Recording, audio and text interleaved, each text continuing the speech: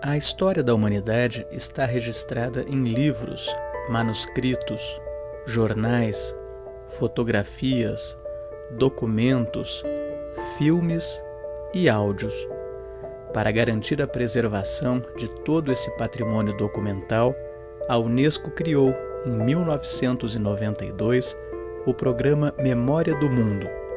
Pelo menos 301 acervos de 102 países já foram selecionados e inscritos no Registro Internacional da Memória do Mundo. Em 2015, haverá uma nova seleção e o Brasil concorrerá com 3 coleções. Uma delas é o acervo do fotógrafo e documentarista Wolf Gesco von Puttkamer, do Instituto Goiano de Pré-História e Antropologia da Pontifícia Universidade Católica de Goiás. Brasileiro, filho de alemão, Gesco foi para a Alemanha na juventude, com a família.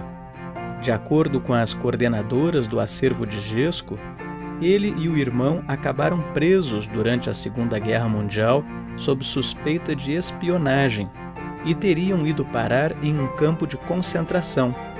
Isso depois de o governo brasileiro, do então presidente Getúlio Vargas, ter declarado apoio aos países aliados que lutavam contra a Alemanha. Encerrada a Segunda Guerra, Gesco acompanhou e fotografou o histórico julgamento de Nuremberg, que condenou nazistas.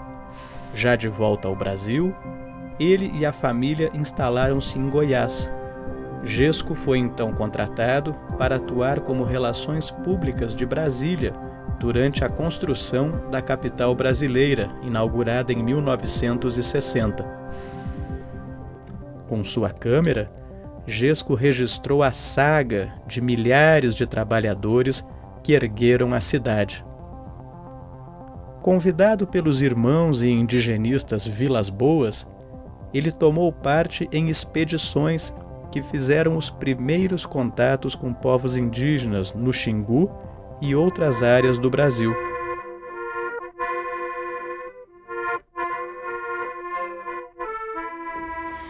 Gesco foi um homem generoso, um homem que trabalhou durante 40 anos de sua vida com a documentação, com o registro histórico de momentos importantes da vida brasileira e da sua cultura. O Gesco registrou momentos únicos.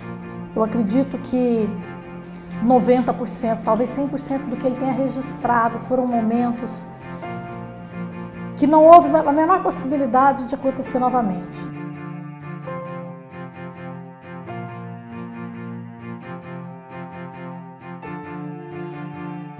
Quando ele vê o índio, a sua cultura, as famílias, o modo de vida, aquilo ele se apaixona. Ele fala que foi uma paixão à primeira vista.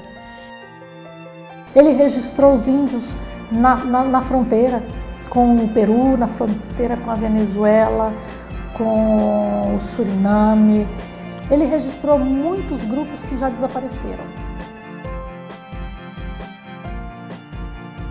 Durante mais de 3 décadas, o fotógrafo e documentarista dedicou-se a fotografar e filmar povos indígenas, registrando tudo também em diários.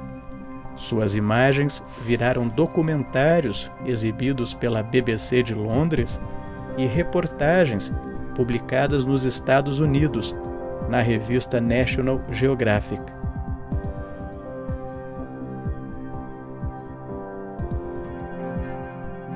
O Gesco produziu um acervo de imagens de aproximadamente 150 mil imagens, 86 horas de gravações. E ele ia anotando ali tudo que ele podia, por exemplo, conversando com os indígenas, até as palavras.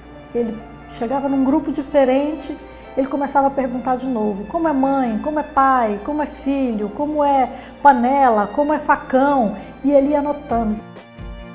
Os diários de campo, após a morte dele, também são uma fonte muito importante nessa identificação, haja vista que ele fez o registro diário, dia 4 de julho, 5 de julho, 6 de julho do ano de 1969, em qual local.